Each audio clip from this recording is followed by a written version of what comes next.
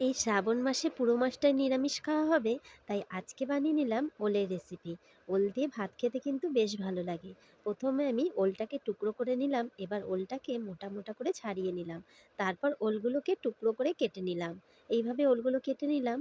তারপর কড়াইয়ের মধ্যে জল দিয়ে ওলটাকে ধুয়ে দিয়ে দিলাম। তার মধ্যে সামান্য একটু নুন দিয়ে ঢেকে দিলাম। এইভাবে একটু ফুটিয়ে নেব। ওলটা দেখতে হবে যে পুরোপুরি সিদ্ধ না হয় আর খুব শক্তও না থাকে। দেখো আমি দেখে নিলাম একটু সিদ্ধ হয়েছে। এইভাবে নামিয়ে রেখে দিলাম। এবার দুটো আলু টুকরো করে কেটে নিয়েছিলাম। তারপর কড়াইয়ের মধ্যে তেল দিয়ে দিলাম। দিয়ে দিলাম গোটা জিরে। এবার টুকরো করে রাখা আলুটাকে দিয়ে দিলাম। দিয়ে দিলাম সামান্য একটু নুন আর হলুদ।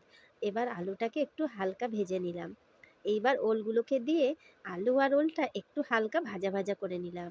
এইবার আমি জিরে, আদা, লঙ্কা বেটে রেখেছিলাম সেই মশলাটাকে দিয়ে দিলাম। দিয়ে দিলাম পরিমাণ মতো নুন, হলুদ।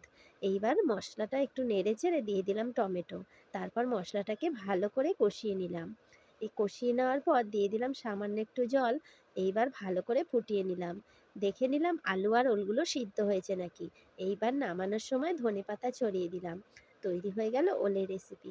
আমার ভিডিও তোমাদের যদি ভালো লাগে আমার চ্যানেলটাকে কিন্তু অবশ্যই সাবস্ক্রাইব করে দিও আর লাইক করে দিও।